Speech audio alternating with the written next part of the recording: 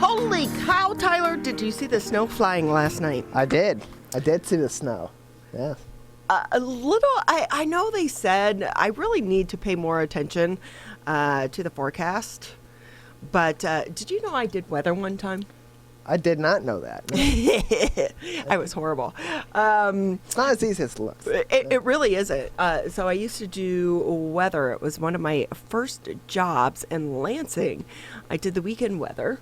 The main guy, Monday through Friday, he was a full-fledged meteorologist, and I wanted to be a reporter. The only job they had open was reporter/weather person. So I said, I could do that. Yeah.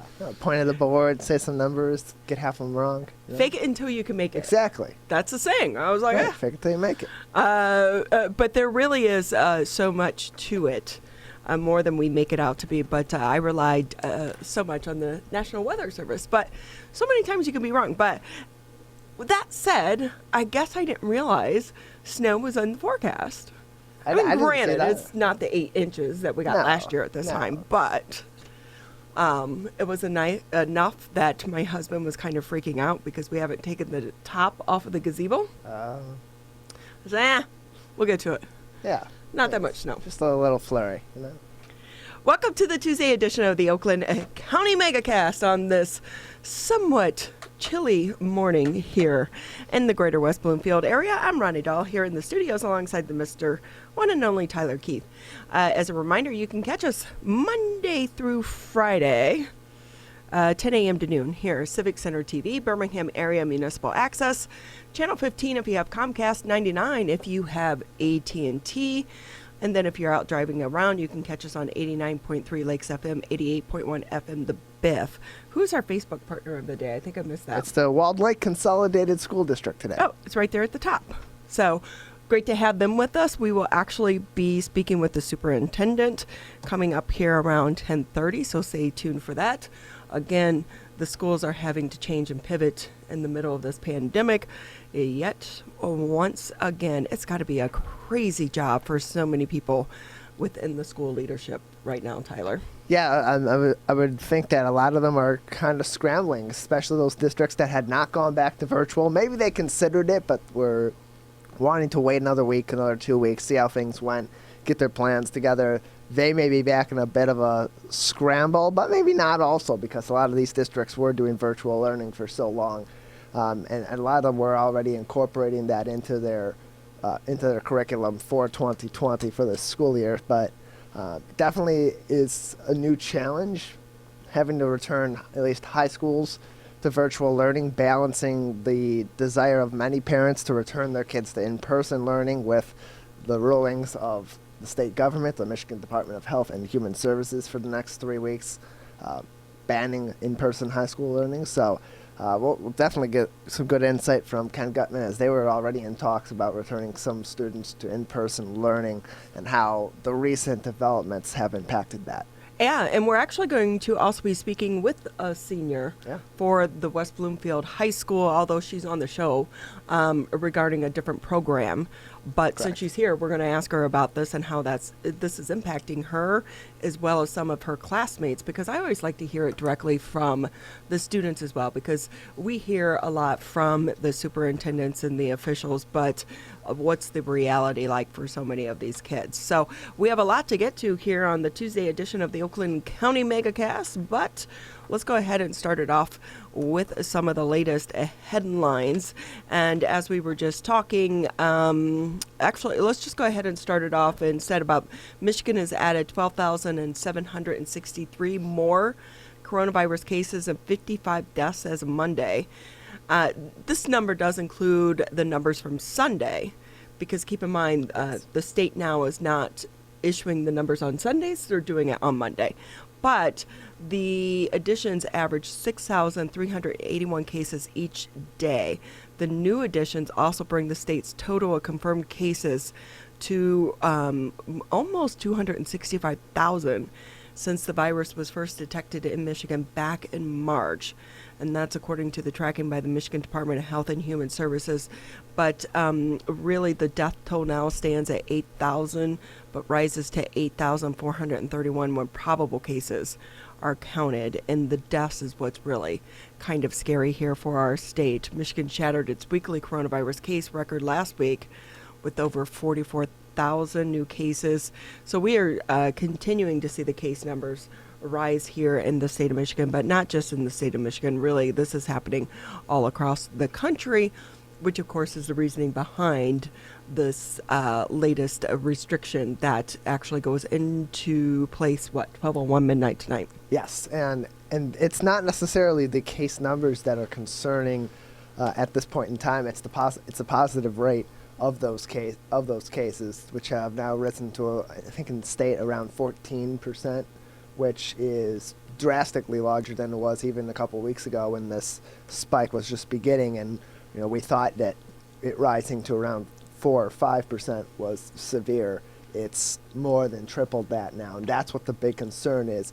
Yeah, the curve is getting higher because there's so many more cases, and yes, part of that is because we're doing so much more testing, but the problem isn't that we're doing more testing. The problem is that more of those tests are coming back positive than they have before, and there's some community spread evident. Right, and which has such a direct impact on our hospitals, and we've been talking a little bit about that as well. So also coming up, we will be speaking with the, is he the president over at the West Bloomfield Yes. chapter of Henry Ford? So Eric Wallace will be speaking with him around 11:20. I always like having him and his perspective on as well here on the Oakland County Megacast. But of course, not surprising, really, the outbreaks are happening at so many of our schools. Michigan reported 63 new outbreaks of COVID-19 at the state's pre through K-12 through schools and higher education institutions on Monday. Highest number of cases reported at one school was 9, involving students and staff at an elementary school near Gaylord. Most of the outbreaks involve small numbers of cases, but the overall number is up from 50 just last week. So the data again comes from the COVID-19 outbreaks reported by local health departments each week to the Michigan Department of Health and Human Services as of the previous Thursday. An outbreak is defined as 2 or more COVID-19 cases among people who are from different households but may have shared an exposure. In addition to the new school outbreaks, there are more than 180 ongoing outbreaks, with the largest 1,882 involving Michigan State University. A lot of that off campus, though, there at MSU and East Lansing. So it continues to be a concern for the college campuses as well. And here's what's so hard, because some schools or colleges are telling students don't go home for Thanksgiving. Others are saying get tested, go home, but don't come back. Or if you come back, there's only a few days left in the semester. It's such a hard decision for these universities as well as for their parents. Now, it's one thing if you're local or maybe you're within driving distance. Right. But you wonder, what if you live in California and you're going to school here in Michigan? That's not so easy. Plus, you have the expense of a flight, or do you stay home? You don't stay home. I know that they're saying, too, a lot of places are requesting that you have a COVID-19 test, which, again, is adding to the backlog that we're experiencing as well here at the labs, because so many people are now getting tested. Right. But then if you do fly home, what if your state requires you to quarantine? So does that mean you're just not coming back? I mean, these are not easy conversations and decisions for families to be making. No, and they're not easy to be made in such a sudden fashion either, because in a lot of these cases, these rulings are being made. Well, colleges are no longer permitted to have in-person learning for the next 3 weeks, bare minimum, according to the recent epidemic order from the Michigan Department of Health and Human Services. So your options are to continue your learning virtual and stay where you're at, unless you're on campus, in which case you're probably going to be sent home pretty soon. And I'll have to look into whether or not that is the case. Or you're going to have to go home. We're suggesting you get a COVID-19 test in order to do that, which you may not need, or it may come back positive, and then you have to quarantine. And do you go home and quarantine and possibly expose people in your home to COVID-19 by you just coming back, even if you're going straight into a quarantine situation? Or do you stay in town for another couple of weeks and potentially have more spread in East Lansing. It's creating a really complicated situation for these college students as they're finishing up this semester. The good news with that is that this semester is so close to being done that those decisions can be made outside of schooling times, which maybe gives these students a little bit more leeway to make the right move. Well, and you also have a lot of the college students are working at the area restaurants and bars to help supplement their, college expense. So maybe now that with the decision of so many of these restaurants being forced to close down, that can kind of coincide with that decision. Which, by the way, typically, what is it? The night before Thanksgiving or Thanksgiving night is one of the biggest bar nights. I believe it's the night before. The night before. Yeah. Well, I would have to say, and a lot of that has to do with the college students who go home. Yes. Typically, you come home, you get to see all your friends that you haven't seen, this, that, and the other. So it has routinely been the biggest bar night. Although I will say, tonight is going to be the biggest bar night. I have several friends that own bars throughout the Metro Detroit area, and everyone is really talking about the shutdown and the close down tomorrow, and they're anticipating huge crowds tonight, as the bars and the restaurants and so many other entities are set to close down due to the restrictions, or they can be open for carry out. But so I will say I got a few texts from some friends of mine. Hey, let's go out for a drink before the bars close down. It's probably not the best idea. Tyler's like, yeah, I'll pass.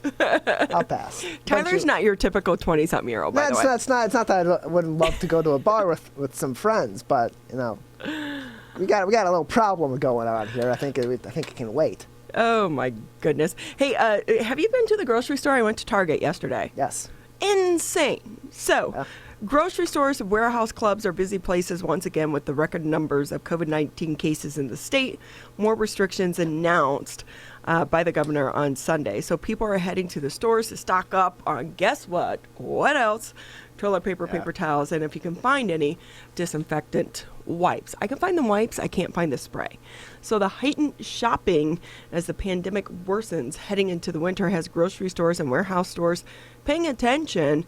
Kroger of Michigan recently announced that they are going to be setting limits on 2 per customer of certain products, including toilet paper, paper towels, and disinfectant wipes, as well as hand soap. I will say, throughout the entire pandemic, I've never seen a shortage of the actual hand soap. Neither have I. But it is the wipes and the spray. It's hard to find the spray. Yeah, it's hard to find the spray, but wipes are everywhere. Wipes seem to be still okay for now. I'm sure that's going to change fairly quickly. Yeah, they were out. I went to the Target yesterday here in Bloomfield Hills, Square Lake Telegraph, and it was like all their paper products and their wipes were wiped out. And it's been hard to find the wipes, though. Yeah, it's been a little tougher in the recent weeks, but people, didn't we learn the first time? No, it's okay. Nobody you don't learns need the first time. Who needs to stock up on that much toilet paper? And don't you have Idiots. all the That's toilet who. paper still left from the last time? No, they've been no. When are we going to learn? Although I will say, even paper towels, haven't recovered. Like, they were fine in the beginning, but then there was a shortage in the summer. So it has been a little bit harder to find paper towels as well. Because I think more people, if you have guests over, they're more comfortable using paper towels, instead of a hand towel. Although I always buy the cute for my bathrooms, for my guest bathroom, you have the cute towels that are disposable. So you can find those if you're willing to. Of course, they cost a little bit more, but they're cute. You can get them to match your bathroom. Very nice. That's the goal. Tyler, you just don't know. You're a babe in the woods. Oh, hey, that's the issue, though. If you're heading out to the stores, be prepared. Also, long lines yesterday as well. So have a little bit more patience. And everyone, please just be kind to the employees that are working.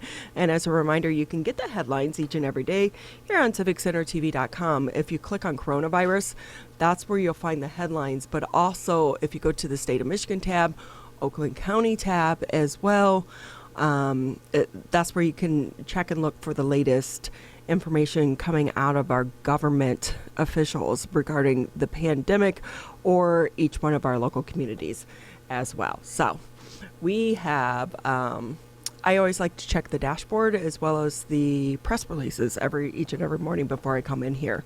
So that's a good place to do it. But again, instead of Googling, I just go to our website, click on Civic Center TV, and then we have links to everything to try to make it quick and easy for you. So, hey, a lot to get to here on the Tuesday edition of the Oakland County Megacast. Before we go to break, just to let you know, first up, we'll be speaking with the high school senior over at the West Bloomfield High School. We'll, get her perspective on the shutdown, but also we want to talk to her about a great program that they have through the Rotary Club there at the city of West Bloomfield, but also try to get her insight about how all of this is being impacted as well. Then Ken Gutman, he's the superintendent for Wall Lake Schools. We'll be speaking with him around 10:35. And then Brandon Wright, he is going to be with the School of Music, Theater, and Dance over at Oakland University. They're going remote. How is this impacting how he teaches, but also how his students learn? You want to talk about a difficult major to be in right now. Yeah. That has got to be one of them. Around 11:20, Eric Wallace. He's the president of Henry Ford Hospital here in West Bloomfield. We know that recently all the hospital execs here in the state of Michigan got together and held a press conference about the rise in cases and how it's impacting the hospital. So it'd be great to get direct information from him about how that's impacting us here directly in West Bloomfield. And then we'll round out the show today speaking with the Ugly Christmas Sweater Founders.com.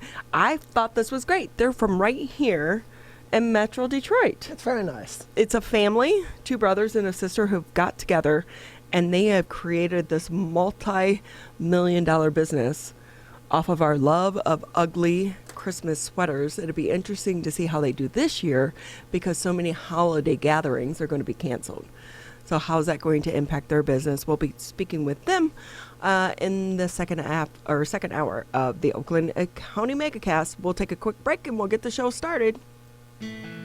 Hi, my name is Kurt Lawson, and I'm the Public Information Officer for West Bloomfield Township. We wanted to reach out to you, our older adults, to provide information that you may find useful during this difficult time. We want to ensure you that West Bloomfield Town Hall, our Waters and Utility Department, West Bloomfield Parks, and our police and fire departments continue to work hard on your behalf. Information and resources can be found on the Township website, the police Facebook and Twitter, or call West Bloomfield Park's COVID-19 Help Hotline. Please remember to keep your social distance of at least 6 feet, wear facial coverings when you leave your home, and wash your hands for at least 20 seconds with soap. These precautions will help keep you safe during these difficult times. As rivals, we don't always see eye to eye. Like who scored the best recruits? Who's gonna be who? And whether we wear green or blue. But one thing we can all agree on to help stop the spread of COVID-19. Wear a mask. Wear a mask. Wear a mask. wear a mask. Wear a mask. The ball's in your court, Michigan.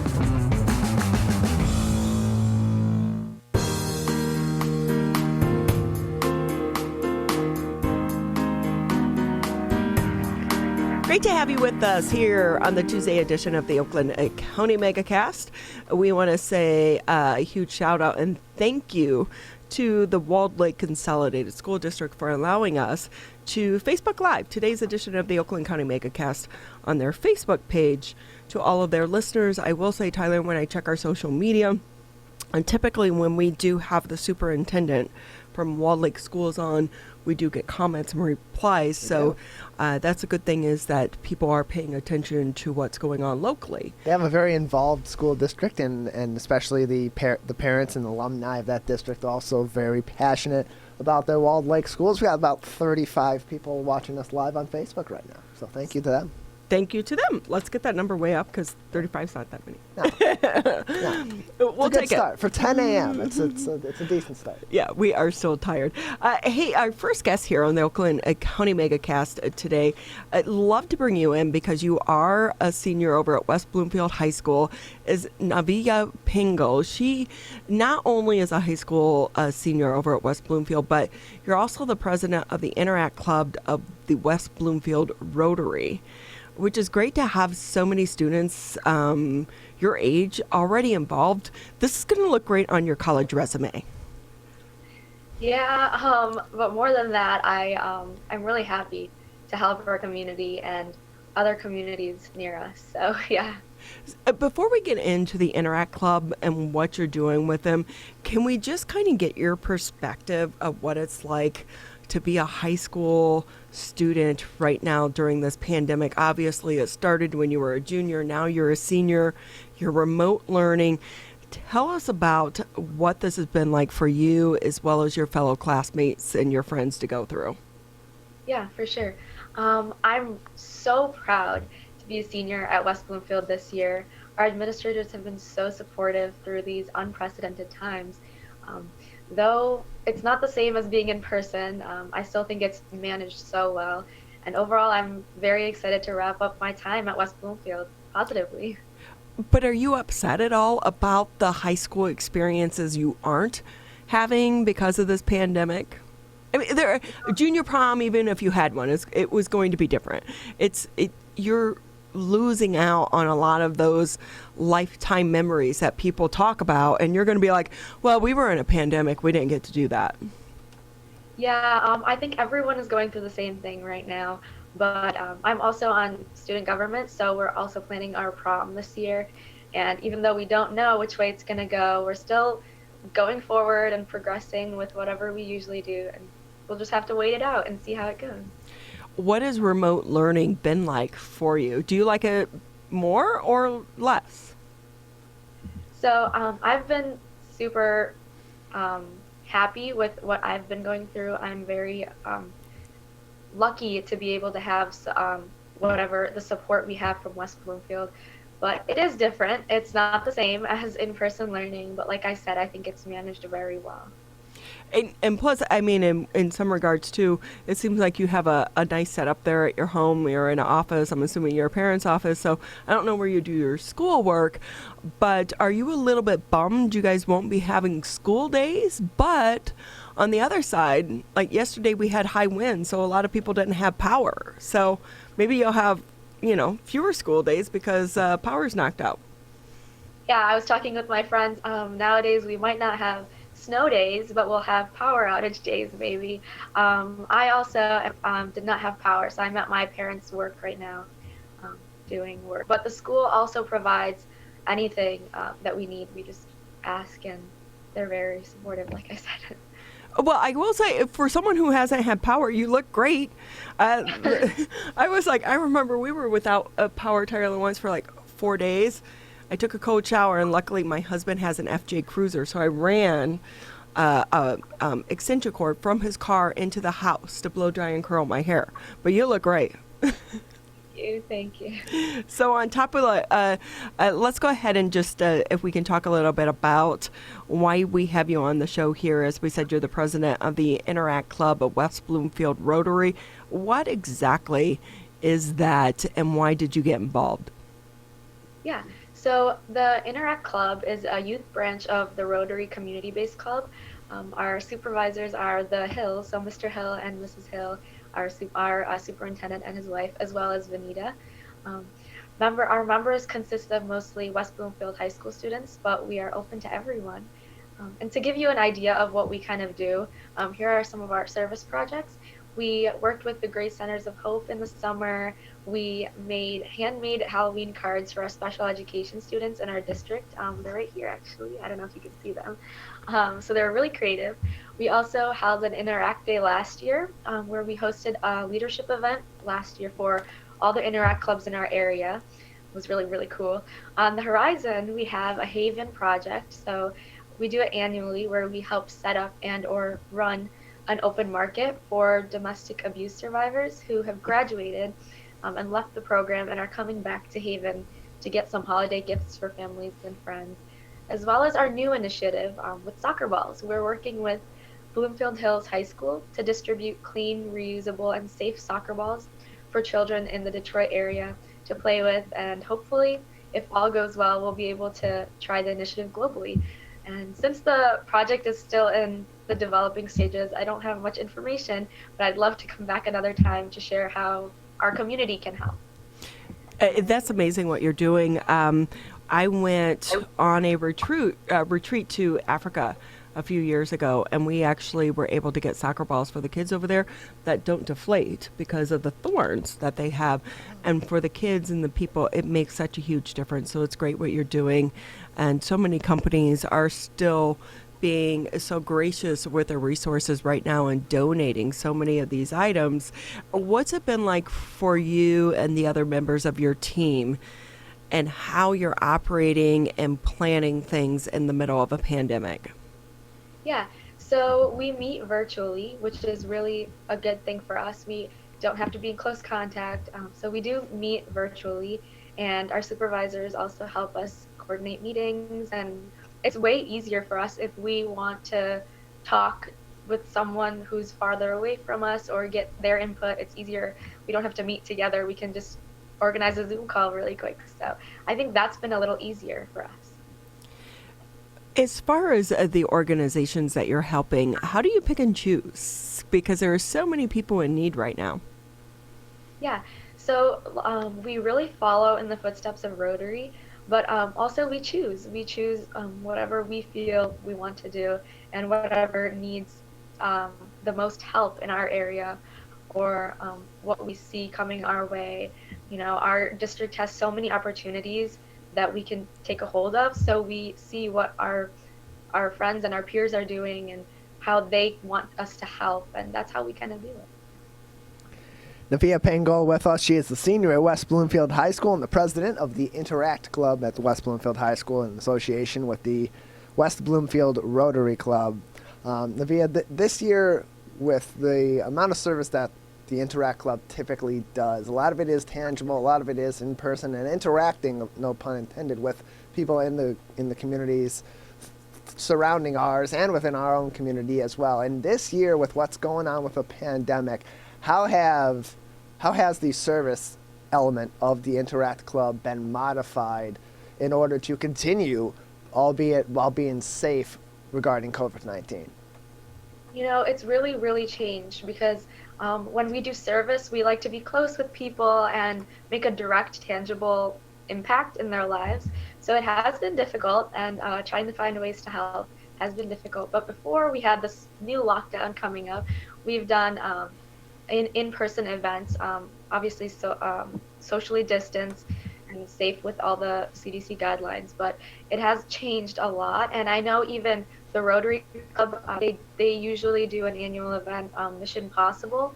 It's their signature fundraiser. It was canceled this year. However, the members are still supportive of the cause, and that's really great. I think that they're still helping them out in any way they can. So we have been adapting. And kind of going off of that, Navya, you personally, how has going and living through this pandemic changed you? I think in the beginning we all thought it was going to be a couple months, but now we're more than coming up on 8 months, probably looking at well into a year before a vaccine is widely available. As a high school student, how has this changed your life and what you do and how you're living? And what do you think the long-term impact is going to be on you and some of your friends? You know, it's hard. It's very hard for especially teenagers who are missing out on hanging out with their friends and whatever, even though it's not as severe as the virus that's going on and that's killing people, many people. We are still missing out on things like we said before. But I personally have grown. Like I feel that I've personally developed, and I've learned so much about myself, such as how I study, how I'm organizing myself. I've changed so many things like that. So I know that that's going to help me in the long run. So I realize it's only November, and I don't want to put you under any type of pressure here, but do you already have college plans? Do you know where you're going or where you want to go and what you want to study? So I've applied to multiple schools, and I'm currently waiting it out and seeing how everything goes. I think that's where everyone is right now, in kind of a standstill, the waiting period, the dreaded waiting period. So after submitting their applications, yeah. What, when you took the ACT, SAT, how has the process changed for you to go through to try to apply to get into college? And were you even considering, if this is still going on, do you want to change your college plans? Because if you're remote learning at Michigan State or U of M or wherever, it's different than if you were remote learning at home. So has it kind of played into your decision making at all? So SAT and ACT, I was really fortunate to be able to take it earlier than when the COVID started. So that means you're super smart. No, I just wanted to be prepared, so I took that. But it was hard for my peers, a lot of my peers who hadn't taken it, but colleges made it test flexible or test optional, where they didn't require a score immediately, so they were able to take the test a little later. So that's a good thing that they did on their end, and I think it really helped students. As far as you, would you consider doing a gap year if you knew that this was going to continue into your freshman year of your college experience? Would you take a gap year, or maybe even change to go maybe to a community college, or any of your friends considering that as well? For me, I've always never wanted to take a gap year, only because I really want to go into medicine, so I know that I don't have time for a gap year. But I know a lot of my friends are also rethinking how they want to proceed, and if they want to go out of state or stay in state. It's a big decision for everyone, and there's so many factors to consider. It is a hard decision, and when you're 17 years old, those are hard decisions to try to be making as well, because you don't know what the future holds. Hey, quickly before we let you go, how can people support what you and your other members of the Rotary Club are doing? Yeah, for sure. We have social media platforms such as Instagram, where our holder is WB Interact. We have Twitter, Interact Club West WB, and then our website, westbloomfieldrotary.com. If you go any of those and reach out, there's always a need for help, and there's always ways you can help our community. And the one thing I really want to say is, if you want to help your community and communities around the world, please consider joining or learning more about Interact Club. We really make a difference. You do, and it's so great that so many people such as yourself are learning this at a young age. Do you have a donate button? Because sometimes for us older people, we like to make it quick and easy. Yeah, it should be on the West Bloomfield Rotary, the website, so westbloomfieldrotary.com. If it's not up, it should be up today. Well, we so appreciate having you on the show. Quickly before we leave you, though, anything that you want the listeners or the viewers to know before we let you go? Yep. Like I said, if you want to help your community around the world, please join Interact Club. Also, I want to say a big thanks to the Interact Club. We are so proud of everything we've done this year. And a big thanks to my supervisors, Vanita, Mrs. Hill, Mr. Hill, and Janine, as well as CCTV for having me, and my school. Thank you very much for all the opportunities. Well, I'm sure they're very proud of you as well. Navya Paingol, she's a senior over at West Bloomfield High School, and also the president of the Interact Club of West Bloomfield Rotary, doing great things over there, yes. Tyler. Sometimes when I hear from students such as herself, I mean, she's a senior. Yeah. She's so well poised, so well spoken, and already doing great things. It gives you hope for the future. It's just not all about TikTok. No, it's not. I know that my niece, when she was a junior and a senior, she went to Cranbrook, and her friends and some of the other students that went to Detroit Country Day, my twin sister has a nonprofit called the Sweet Dreams Project, and they do fantasy bedrooms for kids that are chronically or terminally ill. Yeah, we've spoken to them. We've had them on the show before. But one year they decided to support an orphanage in Kenya. And so we went over there. They built a dorm for girls that are like 9 to 13 that are rescued from FGM. But while they were over there, they brought their teenage daughters with us. And so it was my niece and so many of her friends as well. And so while they were over there, they saw that their school at the orphanage was nothing more than a dirt floor and like 10 sheetings for the roof and the walls. And they had no school books, no anything. So the teenagers came back and they started their own nonprofit, and they raised money to build a school for the orphanage there.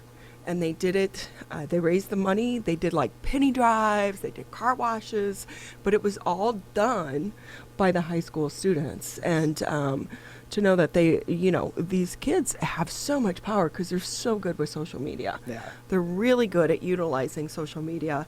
And I think a lot of times it's just a matter of them being exposed to the need of the community out there. So it's great to see these young kids doing great things for our community as well. And they're doing it in the middle of their own struggle with the pandemic as well. So great to have her with us here on the Oakland County Megacast. We're going to take a quick break, and then when we come back, we'll be speaking with the superintendent for the Walled Lake Schools. Michigan, we still need to stay careful, because we don't want to go backwards, back to where we started. So keep standing 6 feet apart, keep wearing a mask in public, and if you have symptoms, talk to a healthcare provider about getting tested. To move forward, let's all do our part. So stay careful. Michigan.gov/coronavirus. Hi, I'm Dr. Faust, the Medical Director for the Oakland County Health Division. The most important thing you can do to prevent the spread of illness is to wash your hands thoroughly and often. Follow these 6 easy steps every time you wash your hands. Step 1, turn on the sink and wet your hands with warm water. Step 2, apply soap to your hands and lather between your fingers, under your nails, and the front and back of your hands and wrists. Step 3, wash your hands by scrubbing them together for at least 20 seconds. Step 4, rinse your hands with warm, clean water. And step 5, dry your hands with a clean cloth towel, a paper towel, or hot air blow dryer. If you're using a cloth towel, make sure to change it often. For handheld faucets, turn off the water using a paper towel instead of your bare hand. Step 6, if you're using a paper towel, throw it away. Practice healthy habits like washing your hands after coughing or sneezing into them to keep you and others healthy.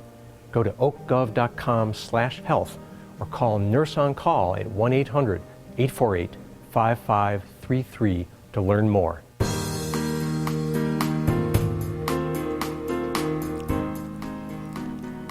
Thank you for tuning in to the Tuesday edition of the Oakland County Megacast. I'm Ronnie Dahl here in the studio with Mr. Tyler Keith, and we want to say just a reminder, if you are out and about, you can check us out if you're driving around. Tune us in to 89.3 Lakes FM, 88.1 FM The Biff. Also, social media is a great way to catch us, or through the internet, Civic Center TV, Birmingham Area Municipal Access. If you're at home, my husband was like, I watched you guys today. Oh, nice. Channel 15 on Comcast, channel 99 on AT&T, but also we want to say thank you to the Walled Lake Consolidated School District for allowing us to Facebook stream today's edition of the Oakland County Megacast live on their Facebook page. And with that, we are always happy to have our next guest with us here on the Oakland County Megacast, Mr. Kenneth Gutman. He's the superintendent for the Walled Lake School District. Thank you so much for being with us. I have to say, were you ready for the governor's announcement this past Sunday, or as the superintendent, were you guys kind of given a heads up at all that this announcement was going to be in the pipelines? Good morning. Yeah, no, I did not actually find out about it until earlier in the day, and we started to hear some rumors about her announcement, but nothing was confirmed until about an hour before the announcement. So it took all of us by surprise. There had been rumors throughout the week that there would be an announcement, but nothing until that morning. You know, one of the things from my standpoint, I find that so surprising because you're not the first person that told us from the first industry. You know, we had one of our state reps on yesterday who said, they heard the rumors. We all anticipated, because she had been alluding that some type of restrictions were in the pipeline for well over a week now. But even our elected leaders didn't know until they were watching the press conference live along with the rest of us. So as someone who's a superintendent who has you're in this game, to get that announcement at the last point in time. I know for you guys, you're already well adversed in doing remote learning, but what does this mean to members of you and your team when this goes public? What is the reaction from the flurry of inquiries you must get at that moment from parents? I think Ronnie. I mean, I think it's a loaded question. We would have loved to have had a heads up, but we would have loved to have had. I mean, some notice would have been great, but certainly there is a flurry after that. What does that mean for us in our district? Fortunately, I had an hour to think about it, but we're virtual secondary. We're in person as an option in elementary. We're looking at that this evening at a special board meeting, whether or not we should be in person or whether we should pause that for a period of time. But the heads up would have been fantastic. It would have helped us make a more informed decisions, and certainly we had to go into reaction mode, and it's never a comfortable place to be. It's not, because I feel like you don't have the time to actually have the conversations that you need to have to flush out some of the decision making that you're going to have, because once that information goes public, the phones start ringing and the email starts dinging, and it's like you said, you're just in reaction mode from that point in time. And looking at that, what is the decision? And we're going into the winter months, and quite honestly, I don't think it's going to be just 3 weeks. Well, I don't know. I mean, there's a skeptical part of me that thinks the numbers don't look like they're abating in any way. And so I hope it's only 3 weeks. We're still going to plan on bringing back our secondaries for the second semester, our 8th graders through our seniors. The goal is to bring them back second semester. We're not backing off. Even if we do pause instruction, which has not been determined for elementary, we're looking to bring them back. So the goal is to continue in-person instruction. Will it be 3 weeks that this pause continues? I don't know. I worry. The longer this goes, the more difficult it is. In-person instruction is far superior to remote instruction, although our teachers are doing a fantastic job. So, yeah, do I think it'll be 3 weeks? The cynical part of me thinks it's going to be a little bit longer as well. Will there be a spike after Thanksgiving? Will there be a spike after the December holidays? Probably. Yeah, and it's just how people are, and we know that they've been warning, but the numbers were still going up. I think everyone anticipated the numbers were going to go up, especially with the election. But as someone that's a member of a school district trying to make decisions, and while maybe I'm a parent of a high school individual, that decision and how it impacts that student is so different than maybe a first grader or someone with special needs. So I know we've talked to you about this in the past, but talk about that conversation and those decision makings when you're having so many different variables coming into how you're making your decisions. You make the best decisions you can with the information you have. The difficulty is the information keeps changing. And of course it changed again this past Sunday. So and I've shared this with you before, what really concerns me the most is our most vulnerable students become more vulnerable at a time like this. Whether it's our students who are food insecure, our students who receive special services, English language learners, those students continue to be more vulnerable than they were before. And so the challenges continue to rise the longer we are virtual. And yet we do have an obligation to make sure that we keep everyone safe. All the research, everything we're being told is that transmission does not occur in schools. The difficulty for a lot of districts, and it's becoming increasingly difficult for us, is staffing. When you have to continue to quarantine people because either they tested positive or they've been exposed to someone who tested positive, now staffing becomes an issue. And so you start filling positions with other people, and the ability to fill positions with substitutes becomes far more difficult during this pandemic because not as many people are willing to be a substitute teacher and go classroom to classroom, building to building, day to day. Oh, so see, that's why we have these conversations with people such as yourself, because you bring so many other interesting and tidbits and information to the conversation that some of us don't think about, or so many parents probably aren't thinking about as well right now. If we could talk about cases for a second, because just in general, the public is confused. If you're tested, if you've been around, and you're saying, you have different government entities telling you, okay, if you've been exposed to someone, then you need to self-quarantine. But if I have to go to work, you have to go to work. But then do quarantine, then you're in your situation.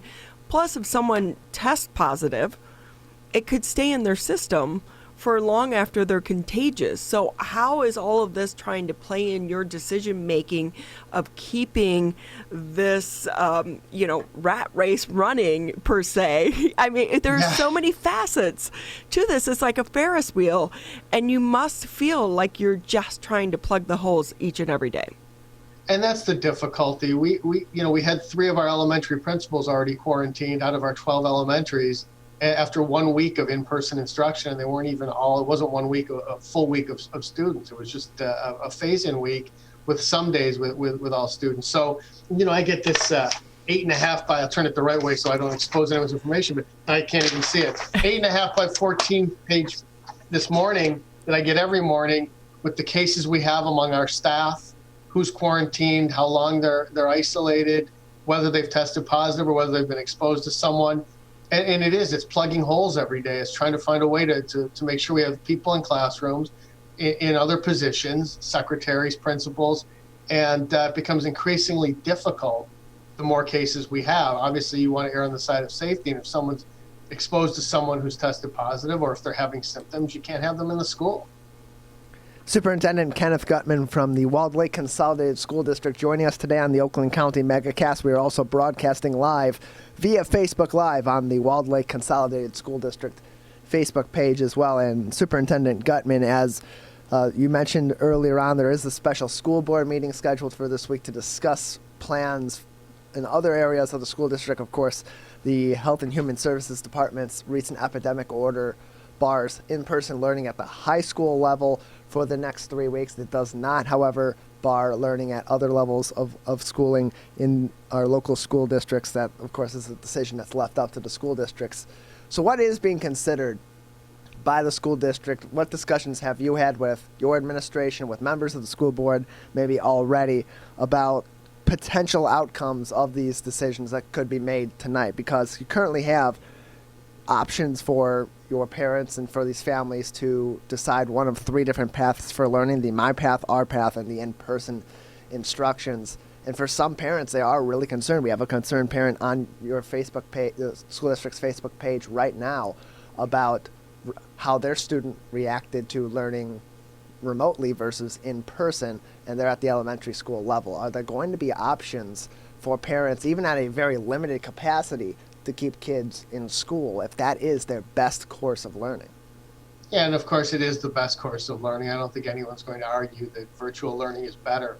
But nothing's been decided. I mean, obviously that's why our Board of Education meets, and that's why they're meeting this evening to talk about what options exist, whether or not we pause, whether or not we stay in person. That's the conversation this evening. I will tell you that, and you know this, the districts around us, there are very few that are still in person. And so obviously it's still an in-district decision, but our board's going to consider all options this evening. We're really happy with the 3 options we have. I can say this, that I don't know what's going to happen this evening, but if our board did pause, I'm committed to making sure we get back as soon as possible. And if they don't pause, great, we're still in person. We just have to consider all of the safety perspectives. Can we fill our classrooms? We've already closed 3 of our elementaries. Can we keep the other 9 open? I don't know. So that's what we'll have a pretty robust discussion this evening. And I don't want to predict what the outcome will be. How hard is it for you as a superintendent to have these conversations with parents who are so concerned about their kids and their kids' education, when you yourself and so many others, we don't know. We don't have a crystal ball. And what you say in this moment is based on the information you have at this moment, but that information could change. And I think that's why we're seeing so much frustration and confusion in the community as a whole, because that information is changing daily, if not hourly. But you're also in such a unique position that these conversations have to be hard for you and your team leaders. What do you want the parents to know and to try to understand? I mean, this isn't March, but it's still 8 months into it, and we're still kind of in this rabbit hole that we were in the first few months. Yeah, there's nothing I can say that's going to make anybody feel better. I mean, I feel terrible for parents and students who are going through this. I feel terrible for our staff. I can tell you, as the dad of a high school senior last year, he didn't have the senior year I would have liked for him to have had. He learned some resilience, and that life doesn't always go the way you want it, but it's deeper than that. You can't provide the very best education to our kids in a situation like this, and that's heartbreaking, because that's what we do. We provide the very best. So now we're providing the very best that we can under the circumstances. There's nothing I can say that's going to make anybody happy right now, so I won't pretend to do that, except that we still do care about each and every one of our children, and we're trying to make the best decisions we can with changing information. And it's changing, as you said, Ronnie, pretty quickly. Day to day, hour to hour, the information we receive changes. Oh, it's got to be so hard. I want to talk a little bit about some of your staff members. They're doing great jobs in the middle of this and still being recognized. But before we get to that, can I just try to get an update on the situation with the hacking? Where does that stand with law enforcement? And also, do you have any words of advice going through that to other school districts as well? Yeah, so that's so where we are now is we've notified those who are affected, and as far as we have been notified, the only people, staff members and former staff members have been affected, and some of their personal information, social security numbers and names have been taken by the hackers. No parents or students have had any personally identifiable information as defined by federal authorities taken from them. So the difficulty is, it takes one person to click on a link and hackers get in. And so we're going to continue to work on an education piece with our staff. We see this is happening to businesses. We see the prevalence is far greater now that people are working from home and there's an easier way to get into networks. It's a lose-lose, because out of pure innocence, some of these links people click on look legitimate. Some of them look horrible. You've seen those, and you don't want to click on those. But some look legitimate, and all it takes is one person to click. So it's a question of education and probably a little bit of luck that school districts and businesses don't end up getting hacked. Again, the prevalence in education is far greater now, and they tend to attack bigger districts. We're happier where we are now than where we were. We have our system rebuilt, and we have stronger protocols in place. We work closely with the FBI and federal authorities and cyber professionals and attorneys from out of state who specialize in this. So I don't know that I have the best advice other than keep educating your staff or your business, your community, in terms of what to click on and what not to and what to look for.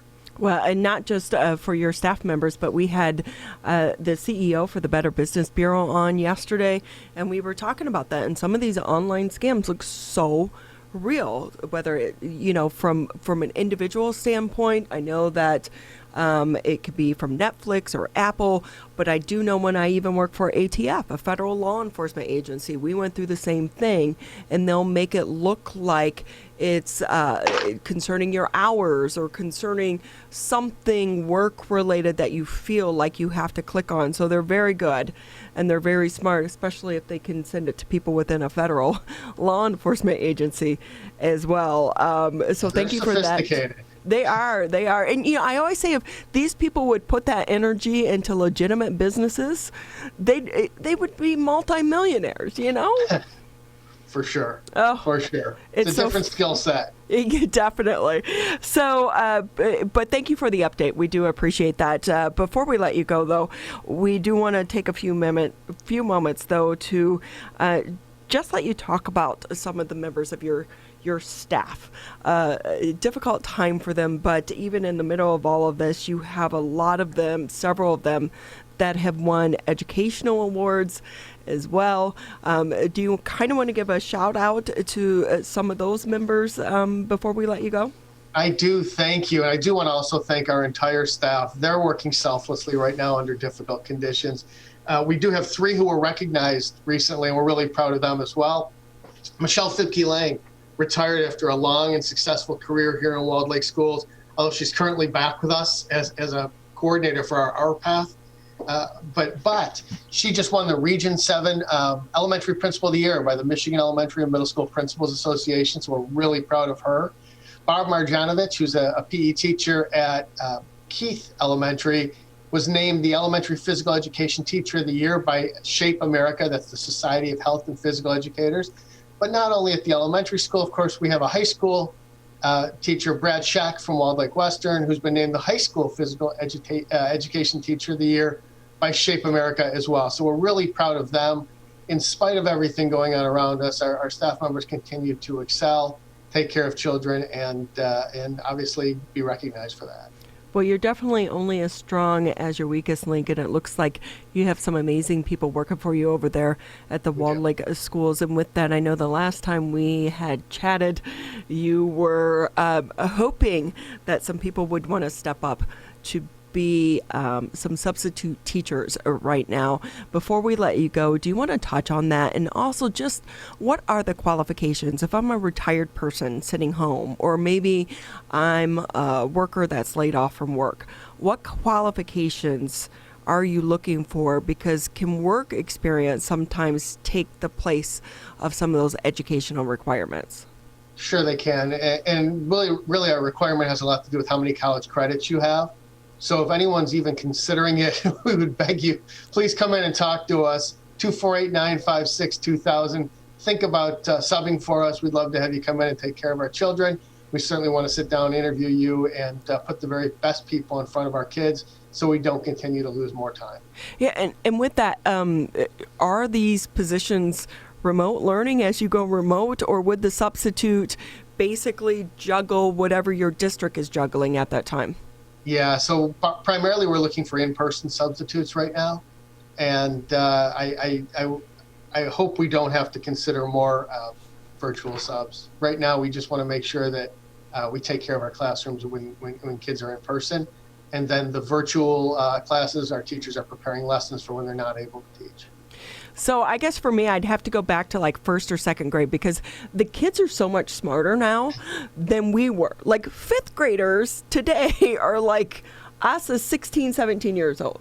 They're so much smarter than us. So, it's a tough world to navigate. Yeah, it really is. Subbing's hard anyway.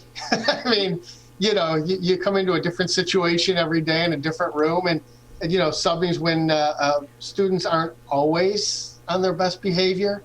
Not here in Walled Lake. I hear that happens in other districts.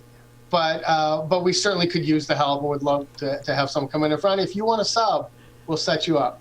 Maybe my next 4th grade, think about it. 4th grade, I could maybe do that. Well, Superintendent Kenneth Gutman with us here on the Oakland County Megacast with Walled Lake Schools. We always appreciate having you on with us. And also, thank you for being willing to come on and speak openly and honestly about the situation there in Walled Lake and trying to share this message with the parents as well as your students as well. We always appreciate it. So thank you for being with us here on the Megacast. Oh, it's always a pleasure. Thank you. We're going to take a quick break here on the Oakland County Megacast. We'll head into the 2nd hour and still a lot to get to. Next up, we are going to be staying in the realm of education, and we'll bring in a lecturer over at the Oakland University for Music, Theater, and Dance. This is the Oakland County Megacast. Michigan, the coronavirus pandemic has put us all to the test. And now, it's time to put COVID-19 to the test. As we move forward, testing will be critical. We encourage anyone who has reason to get tested to do so, those with symptoms and those without. If you are leaving home and going back to work, get tested. If you think you may have COVID-19 or you've been exposed recently through family, friends, or coworkers, get tested. Our test locator tool can help you find the right testing site that fits your needs. Even if you're looking for easy access with no cost, no prescription, and no appointment necessary, we've got you covered. Help Michigan move forward, not backward. To find a testing site or learn more, visit michigan.gov/coronavirus test. A message from the Michigan Department of Health and Human Services.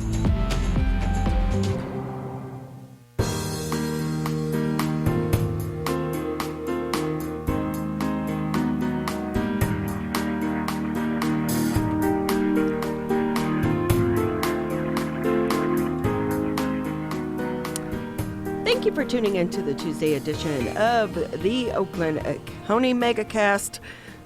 Tyler, 8 months into this, and you are still on the air. Tyler was here in the very beginning. This Megacast, I love. How'd you guys come up with the name, by the way? That was all Dave Scott. I have no clue.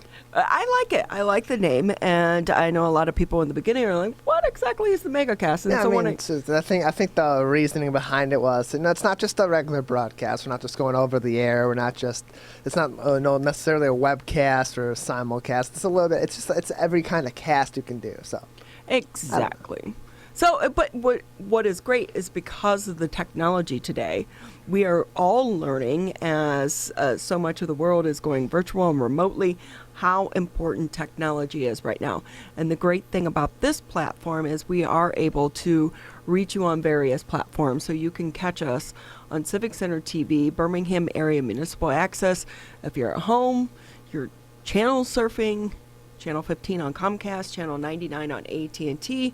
If you're out driving around, you can tune us into the radio, 89.3 Lakes FM, 88.1 FM The Biff, but also today, each and every day, we try to simulcast the show and live stream it on an individual's Facebook page or organization's Facebook page. And today we are on the Walled Lake School District, so we want to say thank you to them because 8+ months in, and you must feel like you're almost back in the very beginning stages because the governor, as we all know, Sunday announcing new restrictions here in the state of Michigan as the number of coronavirus cases continues to not only surge but skyrocket here throughout the state. So many industries are feeling the impact, including those on the college level.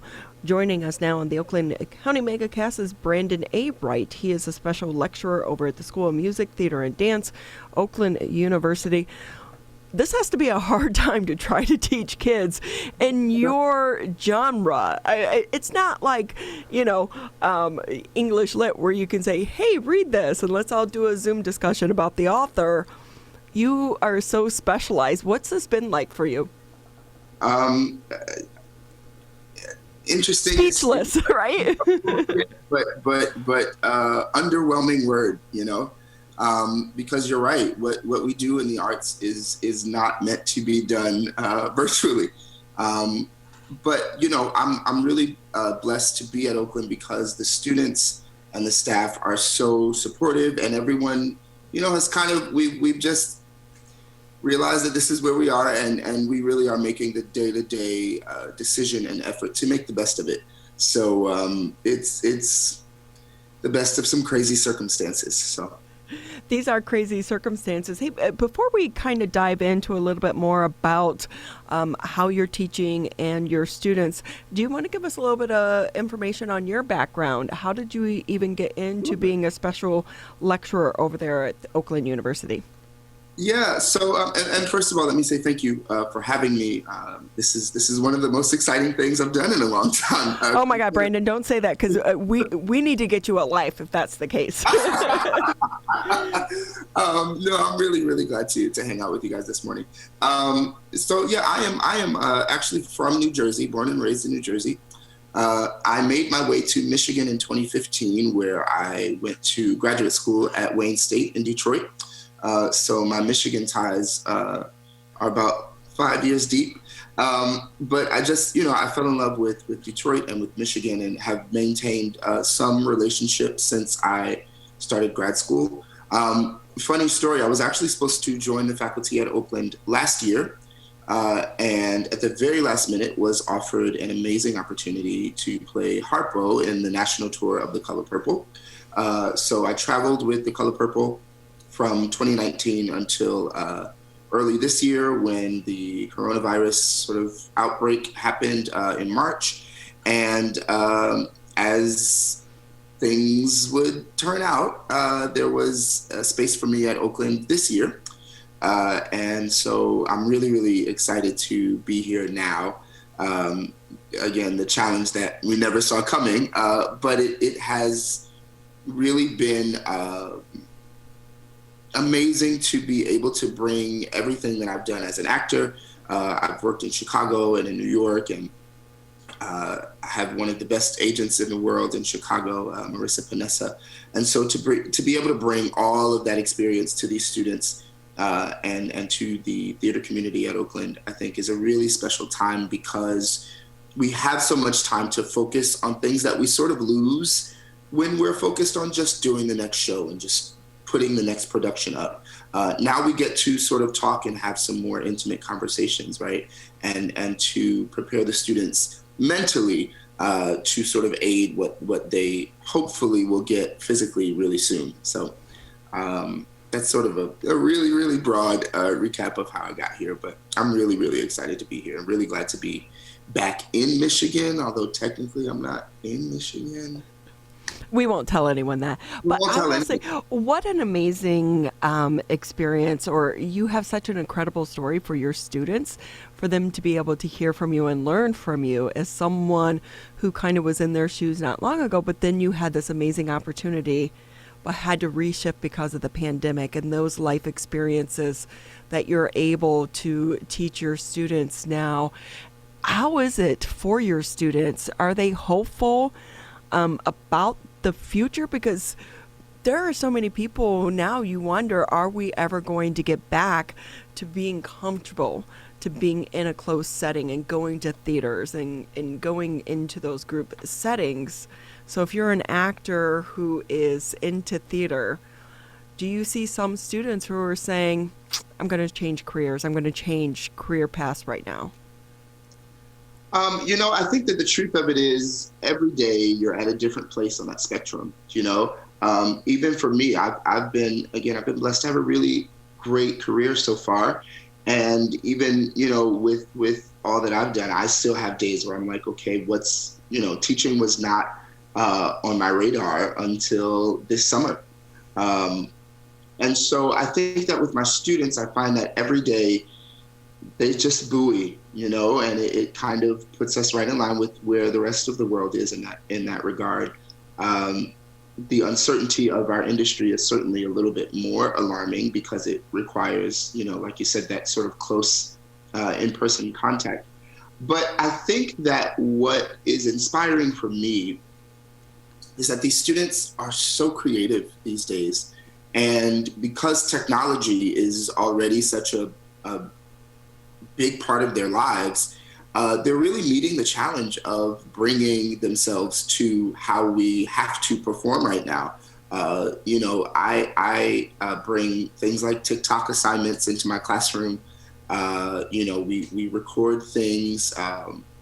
The Zoom theater, is sort of taking over right now. And they're really meeting the challenge of how do we create art in circumstances that were not meant to foster what we do. And so to sort of balance those moments of uncertainty or questioning or, doubt or fear, there's some really, really great creativity that's happening. And I think that at the end of the day is what will make this industry thrive and come back, is because the tenacity of the artists who are really, really invested in this is stronger than a pandemic. That sounded really big, but I think really it's so much stronger than this moment. So I'm sure we'll be back, and I'm sure that they're all really looking forward to stepping into the industry. Brandon A. Wright with us on the Oakland County Megacast. He's a special lecturer in the School of Music, Theater, and Dance at Oakland University, joining us today on the Oakland County Megacast. And Brandon, with your students in theater, dance, and music, with what they're learning right now, and the way that they're learning, having to learn this art virtually, do you believe that for those that are really soaking this in and are taking these lessons to heart and are really working at their craft, that this period of time may actually make them better actors or progress at a better pace as actors, as musicians, as dancers than maybe they would have had they been in person at a more normal pace and under more normal circumstances? Well, I think I like to say that they're becoming more equipped. Better or worse is sort of, to each his own, in the eye of the beholder, as you would say. But I think that they're becoming more equipped because being virtual has opened us to so many more opportunities and put us in contact with so many more people. Auditions, which is the main way that actors book their jobs, were always in person before the pandemic. And now, we're seeing auditions happen virtually and self-tape, which means you would record the audition and then send it to the people who are casting the project. And so to be able to audition virtually means that I don't have to be in New York or in Los Angeles or in Chicago at the moment of the audition, which opens, like I said, an infinite number of doors. And so to be able to spend the time with my students working on audition technique for the camera and to have them in front of a camera, 2-3 days a week, spending the time getting familiar with what they look like on camera and what their angles are and what this shape means and how we translate what we're used to doing on stage into this smaller space. And so I think it's making them more equipped artists. It's making them more able to handle what will come when they are ready to, step outside of the classroom doors, because they're really getting experience on what the industry is doing right now. And in our field, I think that the stage or the screen is the best teacher. You learn the most by doing. And so I think that it is very beneficial for them because they're getting some hands-on experience in what's actually happening right now. Plus, you think about just from the standpoint of an expense, you don't have to move to these cities any longer. You can live and work wherever you are in order to take advantage of some of these opportunities. So hopefully that's the positive that sticks around post-pandemic for so many people in your industry. And talking about virtual, I know that you guys have a virtual event coming up, a play. Do you want to talk a little bit about that? And what has it been like to try to organize a virtual play?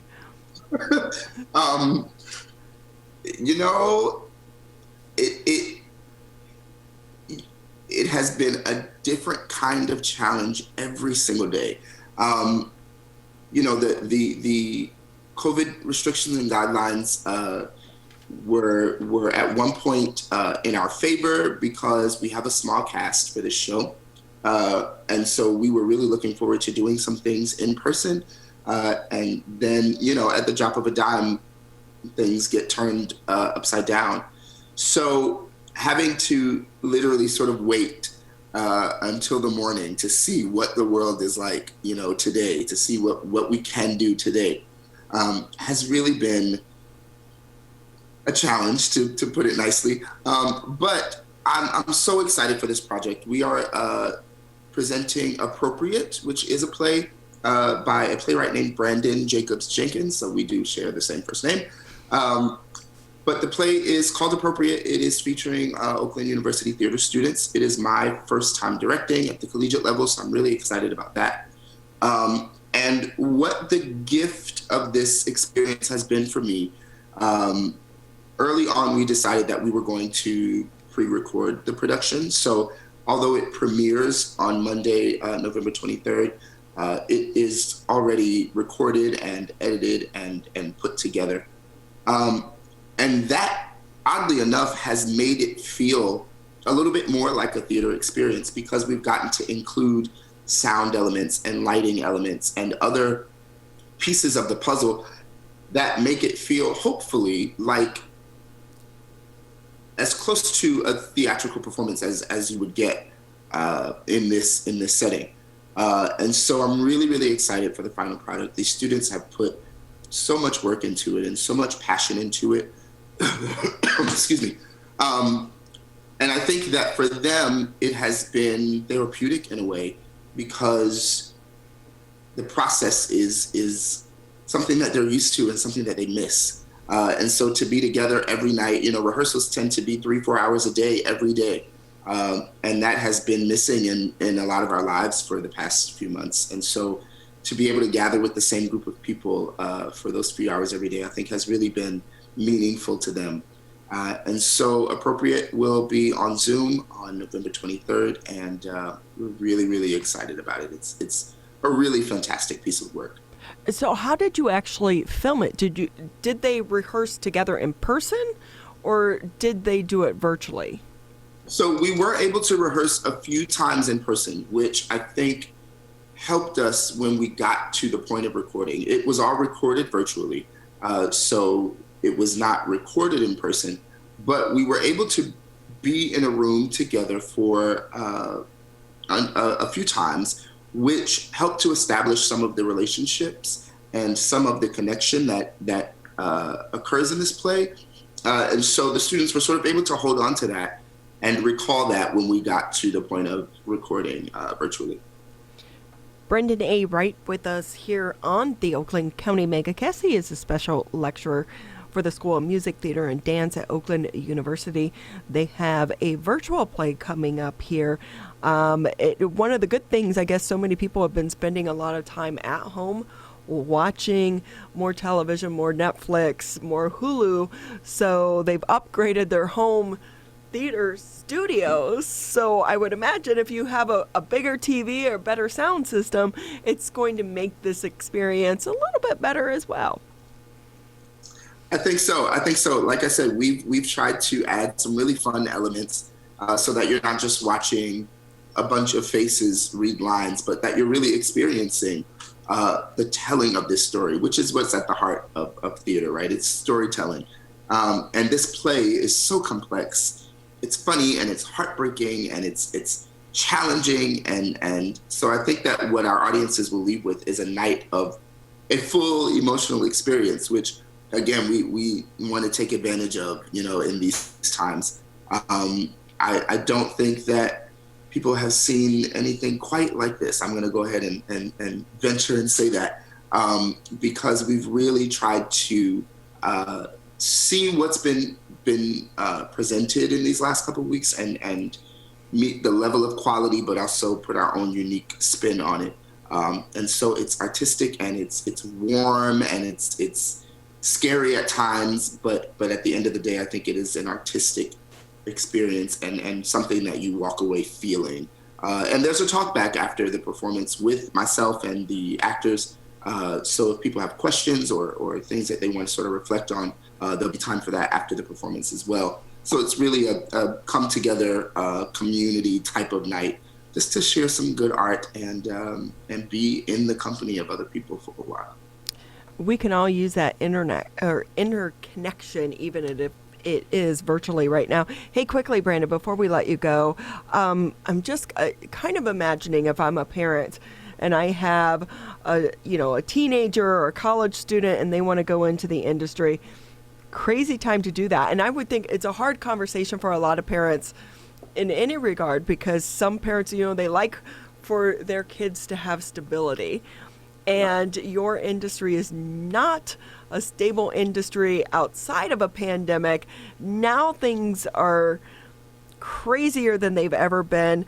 But what advice do you give to some of the people out there who do still want to follow their passion and are aspiring to either be on the stage or dancers or they're in theater? what advice do you have for them as well as for their parents to support them?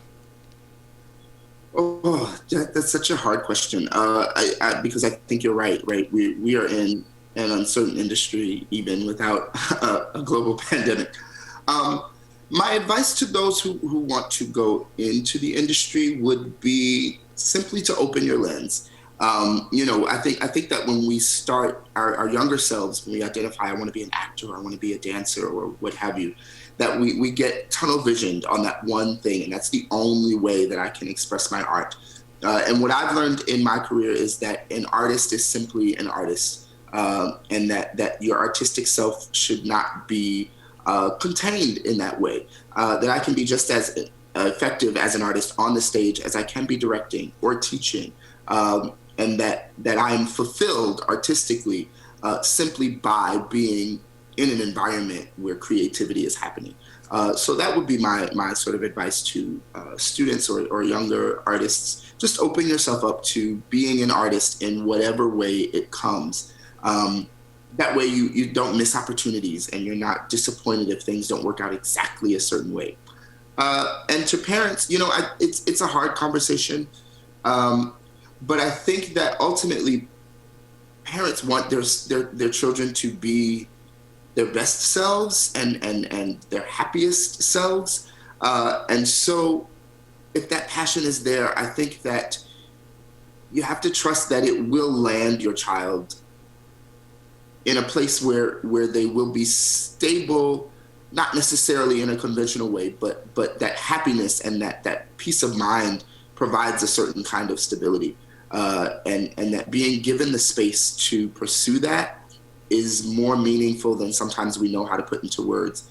But ultimately, there's something that happens on the inside of an artist when we're given the space to pursue that and to be our true selves. And so it's hard, I know, but allow your children to be themselves, because ultimately that I think is what a parent really, really wants, is to see their child happy. So hopefully that's helpful to someone. I'm sure it is, and we want to wish you the best of luck on your upcoming performance there with the students. Virtual play called Appropriate. You can catch it virtually as well from the comfort of your own home, and you can even make your own popcorn. So just think of all the money that they're saving, right? Yes. You can join us virtually on Monday, November 23rd. The virtual doors open at 6:30. The performance starts at 7. And to register for the performance, all you have to do is send an email to SMTD, School of Music, Theater, and Dance, box office, SMTD box office at oakland.edu. And you'll get the Zoom link the morning of the performance, and come and hang out with us on Monday night.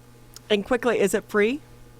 It is free. Of course, we are always willing to accept generous donations. The arts is, struggling right now in many ways. And so while the performance is free because we want everyone to enjoy the art, if you are so inclined to share with us financially, we are grateful because we want to keep programs like this around. So it is free, but suggested donation, and nothing is too large or too small.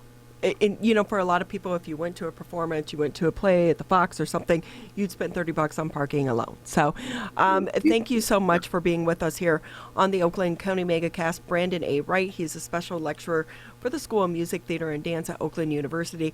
Please check out their upcoming virtual play. It's so great that they're being creative and trying to come up with ways to keep the passion and the arts alive. We're going to take a quick break here on the Oakland County Megacast, and when we come back, a very important conversation with the president for the Henry Ford Hospital here in West Bloomfield. Michigan, we still need to stay careful because we don't want to go backwards.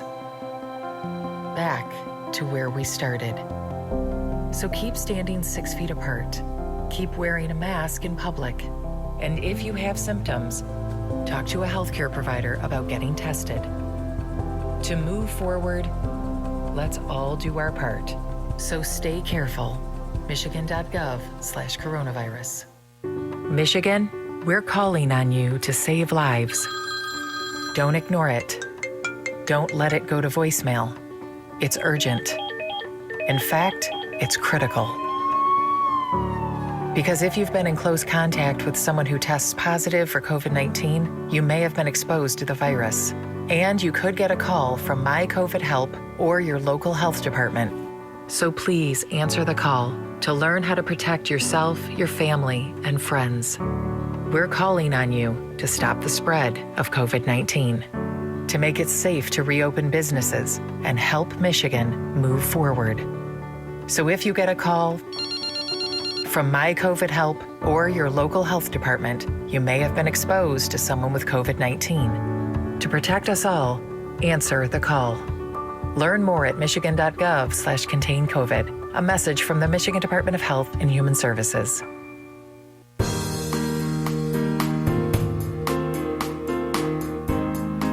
Great to have you with us here on the Tuesday edition of the Oakland County Megacast, as we've been talking for the past week, and then obviously for the beginning of this point this week as well.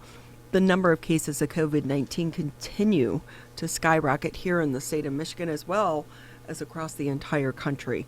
Last week, late last week, some days my days just all run together there, Tyler, but it was late last week where so many of the CEOs from the hospital entities across the state of Michigan got together, held a press conference, basically trying to send an alert to the public about the number of cases and the number of hospitalizations here in the state of Michigan and the impact that it could have on us here and our local community. And to kind of further this discussion, we want to bring in Eric Wallace. He is the president of Henry Ford Hospital here in West Bloomfield. Thank you so much for being with us. We always appreciate having you here on the show. Thanks, Ronnie. I appreciate you guys letting me come back and taking on this really important topic right now. So I did have someone who recently, they had a baby at your hospital. Loved the experience. I know the mother had to be tested for COVID-19 prior, but they said they didn't really, they had a good experience. They didn't see a lot of craziness, but we're hearing of chaos coming back to some of the hospital systems. Do you want to bring us up to date on the status of where things stand here at Henry Ford Hospital in West Bloomfield? Sure, I appreciate that. And I would say one of the things that we always want to make sure is that people don't feel the chaos that maybe we're dealing with. I think if you look at where we were back in March and April, at times we had nearly 150 COVID positive patients here in our hospital. And really then as we went through the summer, we kind of stabilized with, less than 10 or so patients on a pretty regular basis. Over the last 2 weeks, we have seen that number, unfortunately, start to climb dramatically again. Today, we're back up over 70 COVID positive patients here within the hospital. When you look at the Henry Ford Health System as a whole, we've got approaching 400 COVID positive patients in our hospitals. And so, yes, unfortunately, we are seeing a pretty significant resurgence. And really, even for patients that are coming to our emergency department, we're seeing a much higher rate of folks that are coming and needing care, and unfortunately, even testing positive. We've seen that positivity rate of the folks that we're testing now many days at or above 20%, which is very high. At really what we want to see is less than 5%. And so we are very concerned. We are still, I would say, running most of our normal operations. But we are seeing a lot more COVID in the community at the moment. So with that, before we get to the testing situation, how are you treating the patients that come in now compared to at the beginning of the crisis? So it's a great question. I think, honestly, as most people know, this was a brand new virus. And so when you go back to March and April when it was first emerging, we really didn't have any treatments. It was a lot of using thoughts and ideas and treatments that for other viral diseases that we were, experimenting with and trying different things to see what would work. The good news is now, not only for here at Henry Ford, but across the country, a lot of that work has been done. And so there are much more prescriptive treatments. And so the good news about that is we are seeing people get less ill while they're here in the hospital. So we're seeing fewer patients that require ICU level of care, but we're still seeing a lot of folks who need to be in the hospital for a few days. And so, very well publicized. We know that remdesivir as a medication makes a big difference for given to patients very early on. We know that steroids make a difference when we give those to patients early on. And so I think right now I would say we have a pretty good feel for what the course of treatment should be. But that unfortunately doesn't mean that we're still not seeing some people get sick, and we are still seeing some folks that wind up in our ICU and wind up on a ventilator as well. How does an individual, sorry, Tyler, That's okay. How does an individual know when to go to the hospital versus like an urgent care or their primary doctor? Yeah, I think, anytime, and a lot of folks obviously have heard, signs and symptoms, and really what we encourage folks is that when you start to feel not well, when you start feeling, most of us have had the flu or had a really bad cold, if you started to notice that you have lost your sense of taste or smell, that's a very unique thing to COVID-19. We encourage folks to call their primary care provider first. Based on their symptoms, their provider should be able to direct them to what's the right level of care. Certainly, if you're having trouble breathing, if you're having chest pain, if you're noticing signs and symptoms of stroke, we want you to call 911. So I think that the rule of thumb is if you notice that you're not feeling well, if you know that you may have been around people that aren't feeling well, certainly give your primary care doctor a call, and they can direct you to what might be the right level of care. But if in doubt, if you're not feeling well, if you really are feeling ill, and you feel like you need some help emergently, please come to the emergency department, and we'll make sure that you get the care that you need. Eric Wallace joining us on the Oakland County Megacast. He is the president of Henry Ford West Bloomfield Hospital. And Eric, over the last couple of weeks, as we've seen the COVID cases nationwide rise, and you've spoken earlier on in our interview today that we have seen a steady rise in COVID cases at coming into Henry Ford West Bloomfield Hospital. The concern at a greater level across the country hasn't necessarily been that there won't be enough beds for COVID patients, but that staffing is going to be, in this particular wave of COVID-19, of greatest concern. What is the status at Henry Ford West Bloomfield Hospital as we're seeing these cases steadily rise coming into the hospital? How is the status of staffing, and should this continue to get more severe in our local area? Is Henry Ford West Bloomfield Hospital prepared, staffing-wise, to shoulder that burden? Yeah, I think so. That's a great question, Tyler. I think what you're seeing is back in the spring, we had the advantage that there were only certain pockets of really severe COVID outbreaks around the country. And so, we even benefited here at Henry Ford West Bloomfield with nurses from the Cleveland Clinic coming to visit us to help out in our ICUs. We had what they call traveler nurses that are usually, go around the country and work in different places. We were able to recruit some of those folks to come and help us. The challenge that we have right now is that we're seeing these COVID cases rise across the entire country. And so the resources that we had that could come in and help us aren't there now. And so, yes, we are much more concerned about that, making sure that we have the internal resources. I think right now I would say I feel comfortable with where we are. We have, contingency plans in place. We are working with our own internal team members, and frankly, the benefit of being part of a healthcare system like Henry Ford is that if we need to shift resources from one facility to another, we certainly can do that.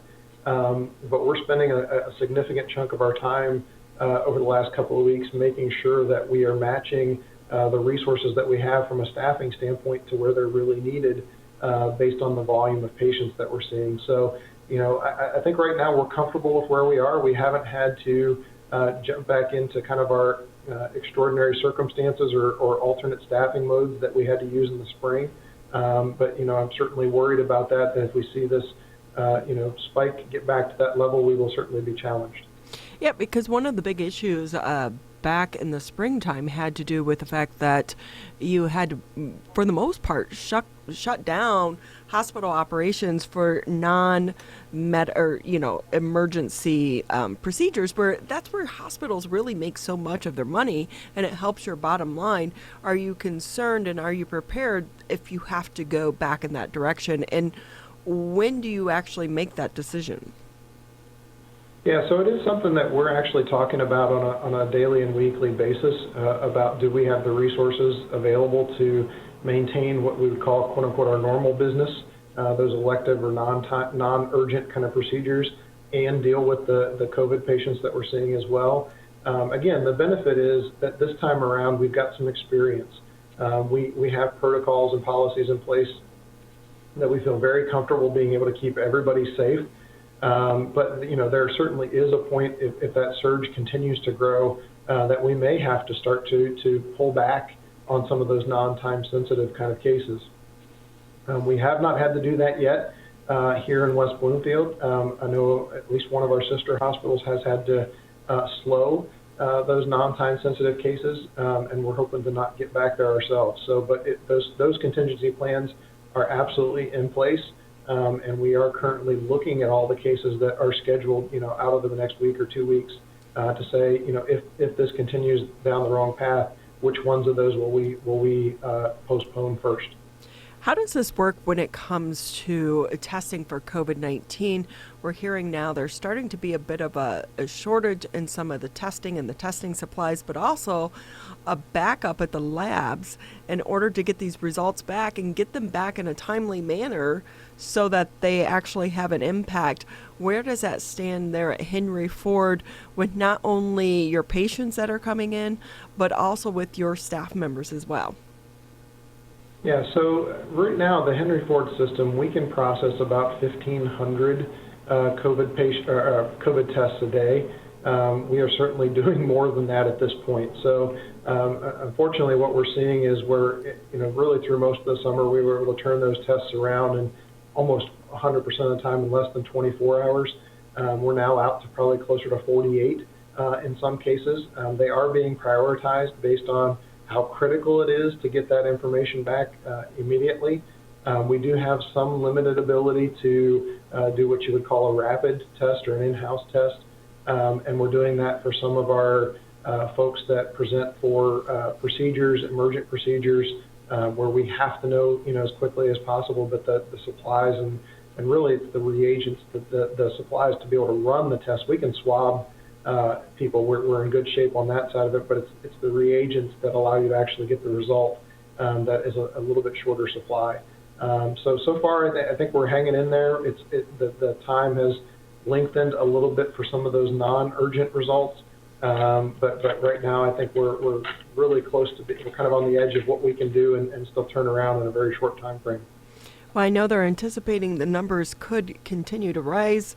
Let's hope that these new restrictions help bring those numbers down to help hospitals such as yours across the state and across the country. Quickly, before we let you go, what's the status on visitors into the hospital? Have you changed your visitor policy yet? Yeah, I would say that those are things that are frankly changing on a pretty regular basis right now as we have to reassess. Kind of every little uptick that we see, we're going back and saying, does it make sense? Unfortunately, we and some of our sister hospitals have seen a couple of instances now of patients who were in the hospital that were COVID negative, and then after visitors coming to visit them, a couple of days later being COVID positive. And so we are limiting visitors at this point. I just would encourage everyone, if you're thinking about coming to visit somebody at the hospital, go out to henryford.com. All of the visitor restrictions and hours and rules for each one of our hospitals are posted out there. And so, if they change, that's one of the first places they're going to be posted. And so anybody that is thinking about coming to visit a loved one, friend, family member, et cetera, I'd encourage them to go there first, look and see what the restrictions are that are in place. And that'll help eliminate a lot of frustration, because I can tell you today, we are certainly limiting visitors that come to the hospital to only one person per day. But I would guess that if this wave continues, if we start to see more, we might have to be more restrictive than that in the near future. And visitors can mean so much to someone that is in the hospital going through such a scary health crisis at the same time. Eric Wallace with us here. He's the president of Henry Ford Hospital, West Bloomfield. I know that you just took over your position in May 2019. What a learning curve this has been for you, to not only take over the reins, but also during a pandemic. Any advice that you have from your background and your experience? You started out on the nursing side of the industry that you want to give to college kids or maybe even high school students right now who are thinking of getting into the healthcare industry. Because one thing we will say during the middle of the pandemic, I think it's really raised awareness about how important it is to have so many good people in the industry right now. Yeah, no, I think it's still, and I know I'm biased, it's still the greatest health industry to work in. You know, you have the opportunity every single day that you come to work to make a difference in someone's life. And so, you know, whether you are a doctor, a nurse, someone who works in environmental services, someone who works in our food prep areas, every single person in this building has an amazing ability to make an impact. And so, as you mentioned, I'm a nurse by background. I tell nursing students all the time, you know, there's over 400 different kinds of nurses. And so there's never a reason to be bored in your career. You have a world of opportunity in front of you. And as I've said many times to folks, you know, if you just can't figure out what else to do, maybe you can become a hospital president. Well, they definitely have a tough job. I have two nieces that are nurses, and my other niece is going into, public health there at the University of Michigan. So it's very much a needed profession and an honorable profession. And before we let you go, though, when it comes to actual staffing, let's say on your janitor side, there are so many other jobs in a hospital setting other than, the healthcare direct individuals needed to work with patients. Where does Henry Ford West Bloomfield stand in that area? Yeah, I think one of the most important things to remember is there's really only two types of folks that work in our hospital. There are people who take care of patients, and then everybody else is helped to take care of the people taking care of patients. And so it's really, like I said, it's an amazing opportunity to make an impact no matter what department that you work in. I am extremely proud of our healthcare system in that we were really the first healthcare system here in Southeast Michigan that recently raised our minimum wage to $15 an hour. We are in the midst of an incredible pandemic, and I think for our system leadership to recognize that we have an obligation to make sure that people can earn a living wage when they come to work in healthcare is an incredible testimony to what the Henry Ford Health System thinks about its people. And so, there's some amazing jobs. There's great places to get in. We see so many of our folks who come in as environmental services or food and nutrition work team members, but then have the opportunity and work their way back to become nurses' aides and nurses and physicians. So it's a great place to start a career. And I think, like I said, the Henry Ford Health System has shown that our most valuable asset, the thing that makes us go, is our people. And so I'm very proud to work for this organization because of that. Well, we so appreciate your time. We know you're extremely busy, and we wish you and your entire team the best of luck as we go into the winter months. And let's hope that we are able to flatten this curve over the next few weeks and the cases do not continue to rise, because I know that you and your team members are on the front line of this pandemic and the COVID-19 crisis. So again, thank you for your time and your expertise as well. Eric Wallace with us on the Oakland County Megacast with Henry Ford Hospital here in the West Bloomfield area. Tyler and I are going to take a quick break here on the Oakland County Megacast. Just about 20 minutes left in the show, and when we come back, a little bit of a lighter note. Do you have your ugly Christmas sweater? Because you can never wear the same one twice. So you need to be able to get one, and we're going to tell you exactly where to do that. This is the Oakland County Megacast. Hi, I'm Dr. Faust, the Medical Director for the Oakland County Health Division. The most important thing you can do to prevent the spread of illness is to wash your hands thoroughly and often.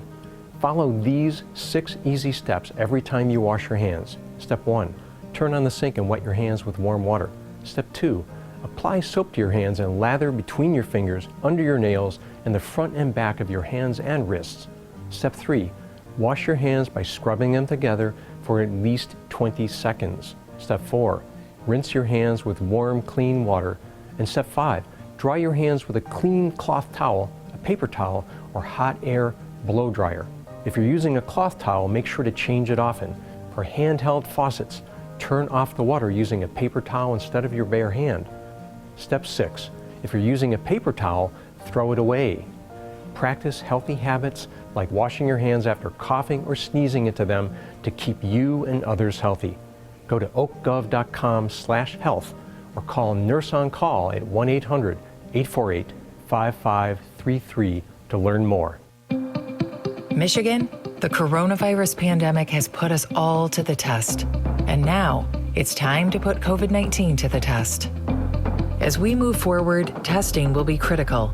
We encourage anyone who has reason to get tested to do so, those with symptoms and those without.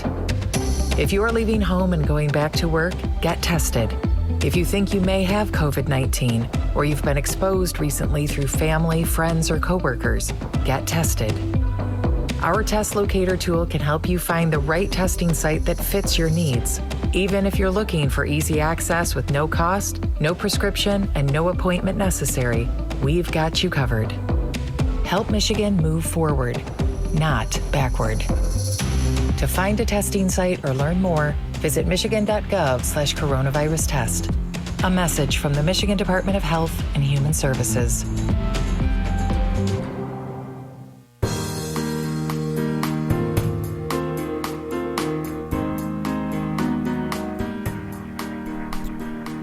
Did you ever go to Salvation Army and look for ugly sweaters, Tyler?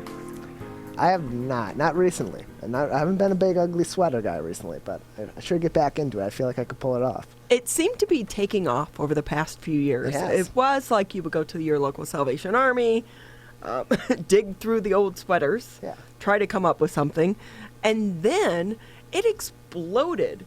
There is so much pressure to have one of the coolest ugly sweaters if you go to a holiday party. And you know, one of the companies behind it is from right here in Metro Detroit. Mark Hajar joining us now on the Oakland County Megacast, uglychristmassweater.com. I will say, Mark, I'm like, why didn't I come up with this? Yeah, it's a going trend right now with ugly Christmas sweaters. That's been growing and growing over the years. So I think this is great.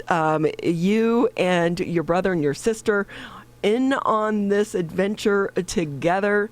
How did you come up with it? And can you kind of tell us how it's exploded, too, over the past few years? Yeah, actually, we're in the costume industry. So I was creating costumes and designing them, and I noticed a trend where people were buying Christmas sweaters from Salvation Army and other places, and people were trying to buy them off of eBay for ridiculous amounts of money. So we decided to come up with our own designs and new trendy sweaters that kind of go off the, not really a Salvation Army old grandma sweater, but new crazy wild designs of Christmas sweaters that we created and started selling on uglychristmassweater.com. And we've been doing it for about 10 years now. And with that, I would imagine, so for a while, I mean, this was a huge thing. I mean, people are throwing parties about who can come up with the ugliest Christmas sweater. And then it seems to have grown into, I've seen a lot of guys doing the full suits now, like a holiday suit. Tacky costumes. Are you concerned this year with the sales because so many holiday parties are being canceled?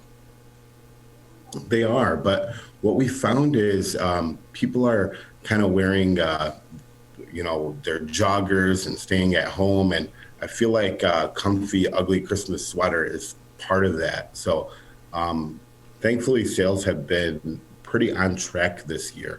So it's always tough to know what to expect, especially this year. But we're keeping up this year. Who designs the next coolest, ugliest sweater out there? So we have a great design team here. So designs come anywhere from design team and thinking in meetings to one night we're out drinking and think of a crazy design and proof it. So it's fun. It's pretty fun to work in an atmosphere where we're just think of a crazy idea and it becomes a design, and then you see people wearing it, like some celebrities and some people on all over. So it's pretty cool. Mark Hajar with us. He is the spokesperson for uglychristmassweater.com, joining us on the Oakland County Megacast. And Mark, I took a look at your website. Some of these sweaters are absolutely disgusting, and it is fantastic. So for this upcoming season so far, as people are getting ready, or some are even collecting their ugly sweaters for the upcoming holiday season, what are some of the trends? What are some of the things that you and your team are noticing people are looking for in their ugly sweaters in 2020? Everyone just wants the one that's going to stand out the most. So anything that we think of that's the craziest, like lights and plush dolls hanging off your sweater and things like that. We have a few prototypes that we're working on that we're hoping to get out in 2022 that have Santa coming down a chimney. The crazier, the better. So really, we're just thinking of the most wild ideas so that people see sweaters and they're just shocked when they see them. I will say, so I'm looking at your sweater. When you pulled up the Baby Yoda there, how do you clean those sweaters? Or are they really intended to just wear once? It's actually a plush that you're able to remove. So you can remove the plush doll and then you can clean it. We think of that with most of our sweaters. Like we have certain light up sweaters that you can remove the light up panels and you could wash the sweaters. We do have washing instructions on all the sweaters. So no, people do like wearing them throughout the year, whereas before it was more like a one day for a party. Now you'll go to the mall, well not now, but go out and just see people wearing Christmas sweaters on a random day. Mark Hajar with us here on the Oakland County Megacast. He is with uglychristmassweater.com. You're in this business with your family members. You guys are located and you started right here in the Metro Detroit area. What's it been like for you to work with your family members? It's great. Yeah, we all grew up in Oakland County, born and raised. It's great. We started the business, my brother and I and my sisters, and it's awesome. They're all in the office right now. We started basically when we all had no kids. Now we all have kids, and it's just a lot of fun working with family members. We do butt heads once in a while, right? We're siblings, but it's fun for the most part. Are you guys still located here in the Oakland County area? We are. We're right in Commerce Township. We opened a production facility also here, so some of the sweaters are actually made in Commerce Township. And we have an office, and all our employees are here in Commerce Township, Michigan. So just from the status of starting a business online, from way back in the day to where you have it now, because you guys are worth you're selling millions of dollars worth of these sweaters and these products each and every year. What advice do you give to someone who's an entrepreneur that may be listening or watching right now about the online industry in the world? We started, actually, my brother Fred started online out of college. He went to Michigan State and he needed to make some extra money to move forward. So he started selling t-shirts online. And I would say just, go with the trends and move forward and work hard. Really, working hard is the main thing that you could do. This past last Christmas season, we were all back there, all the siblings, just packing orders because trying to get them out on time for people during Christmas. So we're working on that, to production, to hiring, and yeah, it's basic, just working hard and staying focused. Mark Hajar with us from uglychristmassweater.com, joining us today on the Oakland County Megacast. And so you mentioned earlier on that a lot of the trends really surround people just wanting to have that most elaborate, ugly, just hideous Christmas sweater to outdo everyone else in their family or their friends or on social media, whatever the case may be. So with that being the major trend with people in your market, does uglychristmassweater.com give customers the ability to design their own sweaters and then have your company produce and distribute them to them? We do. We actually have a Elf Yourself sweater this year where it's an image of an elf where you take a snap picture of your face, you become an elf on a sweater.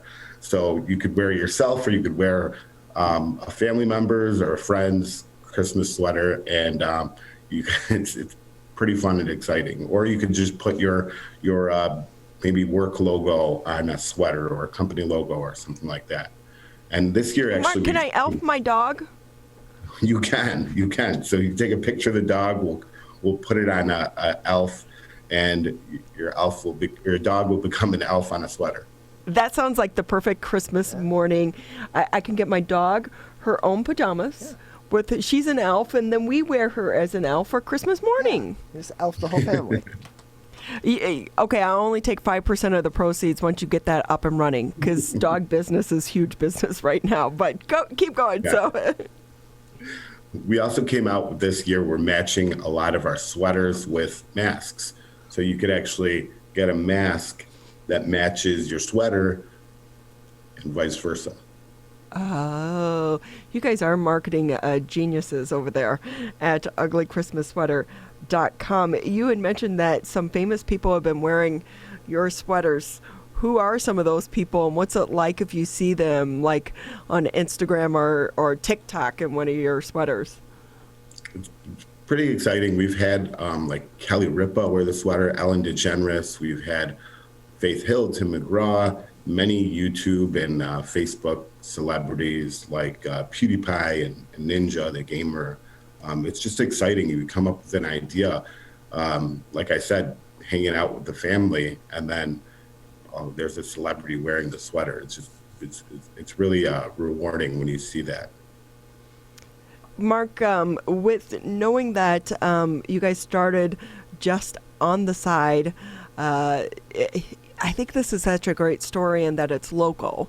And what advice do you give to people? Because obviously when your brother started it, he didn't know that he was going to be doing ugly sweaters.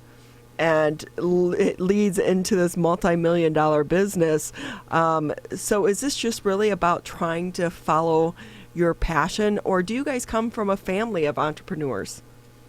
Our family is entrepreneurial. So, but we're two boys that grew up. We went to Brother Rice High School. Fred went to Michigan State and became an electrical engineer. I went to Wayne State with a finance major, and then we just never really went through that normal workflow. We just decided to grind and work hard and do our own thing, and thankfully ended up working out. Did you guys have to shut down at any point in time during the pandemic? We started our production facility, and we decided that we have all these employees that are depending on us. So we ended up making masks, and we started donating masks just to stay afloat and keep everyone working. And then we actually opened up a mask business, and then that's where these Christmas sweater masks came into play. So no, we didn't end up shutting down. We kind of changed our structure where everyone's part, and most of our office employees are actually not here. There's nobody working in the offices, but in the production area, yes, we do still have everyone working, most people working. And with that, how has it been for you to try to get employees during the pandemic? Because so many companies are struggling right now. Or do you have some lifetime employees that have been with you throughout this entire journey? Thankfully, we have a good, strong team that we've had throughout the years. But you're right, it's been extremely difficult. And right now, if you go to our Facebook page and send us a message and need a job, definitely send us your resume on uglychristmassweater.com's Facebook page, because it has been, a challenge trying to find people to work in this atmosphere. Well, Mark, we so appreciate having you on with us. Quickly, your face mask, you have the Ugly Christmas sweater, face mask. Do you make any with lights? We do. We actually make one with lights that moves. It moves with what you say. So the mouth moves with what you say. I don't have one here right now, but it's on. We started maskmarket.com during the pandemic, and we sell them there. That is so awesome. See, that's what I want, Tyler. I want a holiday mask that lights up with my ugly Christmas sweater that matches my dog. I'm going to elf my dog. And Mark, the next time you guys have a brainstorming session at the local bar, I'll be happy to come, and the cost of my pay will just be the drinks. How's that? Definitely, yeah. We'll definitely make that dog sweater for you. Well, we wish you the best of luck, and to you and your entire team over there at uglychristmassweater.com. Great to have you with us here, and what's great is they are right here in our own backyard. That's going to wrap it up for the Tuesday edition of the Oakland County Megacast. We'll be back tomorrow at 10 a.m.